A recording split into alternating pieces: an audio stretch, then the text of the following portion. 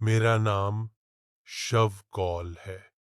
मैं अपनी वाइफ मिरेया और 8 साल के बेटे विहान के साथ नया घर शिफ्ट हुआ था। शहर के बाहरी इलाके में एक पुराना डुप्लेक्स था। मालिक ने बोला था, घर थोड़ा पुराना है पर सुरक्षित है। सुरक्षित? हाँ। शुरू में सब सामान्य था, पर पहली रात ही कुछ अजीब हुआ। हम तीनों ने अपने जूते प्रवेश द्वार पर उतारे।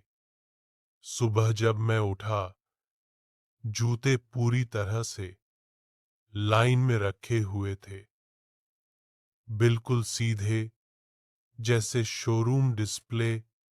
मिरेया ने कहा, तुमने अरेंज किए क्या? मैंने नहीं। विहान ने कहा, पापा, रात को किसी ने उन्हें सीधा किया। मैंने हंसी में उड़ा दिया।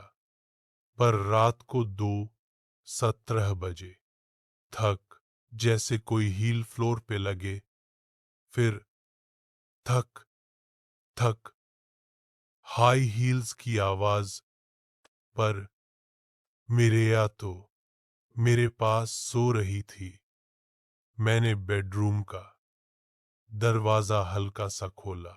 हॉल में लाइट बंद थी, पर एंट्रेंस के पास कोई खड़ा था, वाइट कपड़ों में, बैक फेसिंग, लंबे बाल, स्थिर, बिल्कुल स्थिर। मैंने आंख झपकी, कोई नहीं था। पर जूते अब सिर्फ 3 जोड़े नहीं थे, चौथा जोड़ा भी था। काले हील्स, गीले, जैसे बारिश में भीगे हों। दूसरा हफ्ता, मिरेया ने शिकायत की, कपड़ों में अजीब सी गंध आ रही है। मैंने अलमारी खोली, अंदर ठंडी हवा निकली, जैसे फ्रीजर खोला हो। कपड़े हैंगर पर थे, पर एक लाल फ्रॉक अतिरिक्त लटक रही थी। छोटी साइज, विहान के साइज की नहीं, और घर में ऐसी फ्रॉक कभी नहीं थी। मिरेया ने हाथ लगाया। फ्रॉक ठंडी नहीं थी, गरम थी, जैसे किसी ने अभी पहनी हो। उस रात विहान ने कहा, मम्मा, मेरे कमरे में आंटी खड़ी थी। कौन सी आंटी? वही जो मेरे जूते पहनकर चलती है। मिरेया डर गई। रात 3 बजे, साफ पैरों के निशान, एडी नहीं, इस बार नंगे पैर नहीं, चमड़े के तलवे की आवाज, जैसे कोई आदमी फॉर्मल जूते पहनकर चल रहा हो। हॉल में धीरे मापा हुआ। मैं बाहर निकला, लाइटें चालू की, कोई नहीं। पर डाइनिंग टेबल के नीचे एक मिट्टी का पदचिह्न, और वह पदचिह्न मेरे जूते का साइज का था। मैं जम गया, क्योंकि उस वक्त मेरे पैर में चप्पल थी। अगली रात मिरेया को आवाज आई, अलमारी के अंदर से, सांस, भारी, आसमान, जैसे कोई रोकर कंट्रोल कर रहा हो। मैंने अलमारी खोली, अंदर कपड़े हिल रहे थे, पंखा बंद था, खिड़की बंद थी, पार कपड़े धीरे धीरे स्वयं कर रहे थे। बीच में एक गहरा अंतर था, जैसे कोई उनके पीछे खड़ा हो। मैंने हैंगर हटाए, और पीछे दीवार नहीं थी, अंधेरा था। गहराई, असंभव गहराई। मिरेया चीख उठी, क्योंकि उस गहरे स्थान में 2 आंखें खुलीं और तुरंत बंद हो गईं। दीवार वापस आ गई, कपड़े सामान्य, विहान ने पीछे से कहा, पापा, वो कपड़े चेंज कर रही थी। मैं पुलिस गया, इलेक्ट्रीशियन बुलाया, कारपेंटर बुलाया। सबने कहा घर सामान्य है, सामान्य। पर घर सामान्य नहीं था, घर पहन रहा था। हाँ, एक रात मैंने देखा हॉल की दीवार पर परछाइयां कपड़ों की आकार ले रही थीं, जैसे शर्ट लटकी हो, पर वहां कुछ नहीं था। फिर परछाई ने मूव किया और दीवार से अलग हो गई। एक आदमी का आकार बना, सूट पहने हुए, पर सिर नहीं था, सिर्फ कॉलर तक। मिरिया ने पीछे देखा और अचानक उसके शरीर पर वह लाल फ्रॉक चिपक गई।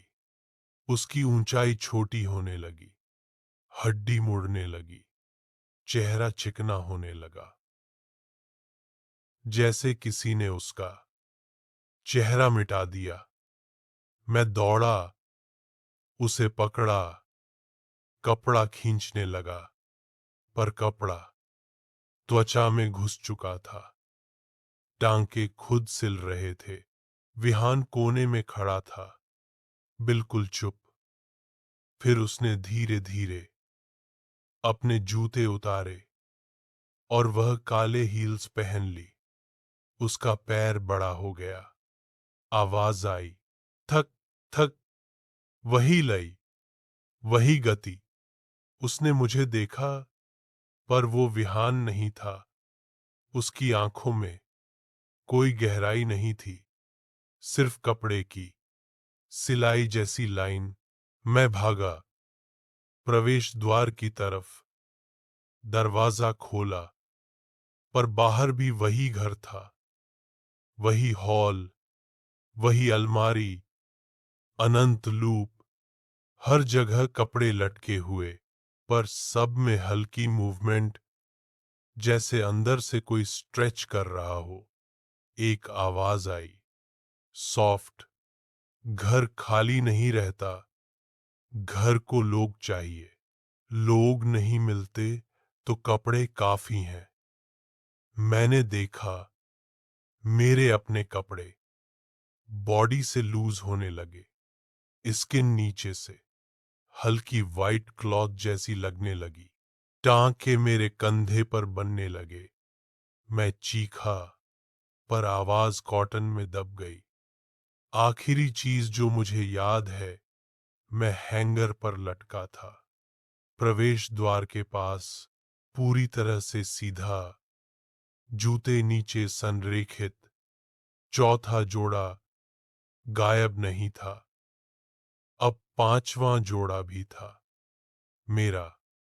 अगर कभी किसी घर में जूते पूरी तरह से व्यवस्थित मिले और अलमारी ठंडी सांस ले, तो चेक मत करना, क्योंकि हो सकता है वहां रहने वाले लोग नहीं, उनके कपड़े रह गए हों। मैं हैंगर पर लटका हुआ था, मुझे सब दिख रहा था, पर मैं हिल नहीं सकता था। मेरी बॉडी कपड़ा बन चुकी थी, पर मेरी आंखें अंदर कहीं जिंदा थीं। नीचे प्रवेश द्वार पर जूते पूरी तरह से संरेखित थे। काले एडी के जूते, औपचारिक जूते, मिरेया के सैंडल, विहान के स्नीकर्स और एक नया जोड़ा छोटे सफेद स्कूल के जूते। पर हमारा कोई दूसरा बच्चा नहीं था। दरवाजा खुला, एक नया जोड़ा अंदर आया। पति, पत्नी और उनकी छोटी बेटी। एजेंट कह रहा था, बस थोड़ा पुराना घर है, पर सुरक्षित है। सुरक्षित, वही शब्द। उन्होंने जूते उतारे, प्रवेश द्वार पर रख दिए। बेटी ने अपने गुलाबी जूते सीधे नहीं रखे, उनका कोण थोड़ा टेढ़ा था। घर ने जैसे नोटिस किया। हॉल की लाइट हल्का सा फ्लिकर हुई। अलमारी के अंदर हल्की सी हलचल। रात 1:11 बजे। जूते खुद सीधे हो गए। गुलाबी जूते भी। सही संरेखण। मैं देख रहा था, पर मैं चीख नहीं सकता था। नई पत्नी सानवी ने अलमारी खोली। अंदर कपड़े लटके थे, पर उनके बीच एक परिचित शर्ट थी। मेरी सानवी ने उसे हाथ लगाया। यह हमारा नहीं है। उसने पति से पूछा, तुमने छोड़ा था क्या? नहीं, कपड़ा गर्म था, जैसे किसी ने अभी उतारा हो। उस रात उनकी बेटी तवेशा ने कहा, मम्मा, यहाँ एक अंकल लटके हैं। सानवी ने हंसकर पूछा, कहाँ? कपड़ों के बीच। मैं हिलने की पूरी कोशिश कर रहा था, पर हैंगर से सिर्फ हल्की सी क्रीक आई। किर। अगली रात सानवी के पति प्रणय ने गलती कर दी। उसने एंट्रेंस पर रखे ब्लैक फॉर्मल शूज पहन लिए। वही शूज जो मेरे थे। जैसे ही उसने पहने, उसका पोस्चर बदल गया। सीधा, स्टिफ, जैसे बॉडी किसी और की हो। उसने मिरर में देखा, और उसके रिफ्लेक्शन में मेरा चेहरा था, सिलाई वाली लाइन के साथ, मुंह सिला हुआ। सानवी ने पीछे से पूछा, सब ठीक? प्रणय धीरे से बोला, हाँ, पर वो आवाज उसकी नहीं थी, मेरी थी। रात को वो बिना वजह हॉल में चलने लगा। मेजर्ड स्टेप्स, थक थक थक, एग्जैक्टली वही रिदम। घर ने उसे एक्सेप्ट कर लिया। अब घर भूखा था। कपड़े लटक रहे थे, पर कुछ हैंगर खाली थे। उन्हें भरना था। तवेशा ने एक दिन लाल फ्रॉक पहन ली। वही फ्रॉक जो पहले मेरे पर चिपकी थी। जैसे ही उसने पहनी, उसका चेहरा फ्रीज हो गया। मुस्कान स्थायी हो गई। आंखें झपकना भूल गईं।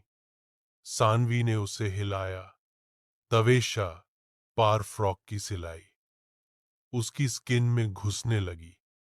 नेक के पास स्टिचेस बन गए। अलमारी खुद खुल गई। अंदर अंधेरा नहीं था।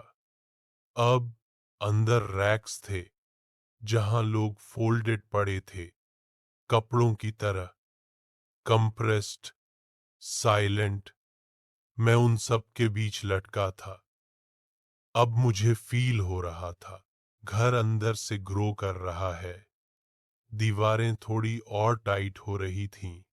स्पेस कम हो रहा था, जैसे घर कपड़े से मांस बन रहा हो। प्रणय ने मिरर में देखा। रिफ्लेक्शन में अब सिर्फ कपड़े थे, लोग नहीं। और धीरे धीरे उसकी स्किन पर फैब्रिक टेक्सचर आने लगा। घर की आवाज आई, सॉफ्ट, शांत। कपड़े याद नहीं रखते, वो बस शेप रखते हैं, और शेप बदलते रहते हैं। सामवी भागने लगी। दरवाजा खोला, पर बाहर सिर्फ वार्डरोब थी। Infinite wardrobe. हर तरफ हैंगर्स, और हर हैंगर पर कोई लटका हुआ। त्वेषा सीधी खड़ी थी, स्माइल फिक्स्ड। उसने धीरे धीरे हील्स पहनी।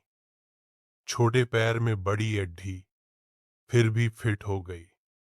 थक थक। लाइट्स बंद, सिर्फ अलमारी के अंदर हल्की रोशनी। और अंदर से आवाज सिलाई मशीन की, ट्रर ट्रर। अगली सुबह घर फिर तैयार था। प्रवेश द्वार पर 6 जोड़े जूते संरेखित, हॉल साफ, अलमारी बंद। एजेंट फिर किसी को लाने वाला था। मैं अब भी लटका हुआ हूं। कभी कभी हवा चलती है और मैं हल्का सा हिलता हूं। अगर तुम कभी किसी घर में जाओ और कपड़े थोड़े भारी लगें, जैसे उनमें वजन हो, तो समझ जाना वो कॉटन नहीं, कोई और है। कपड़ों का घर खाली नहीं रहता।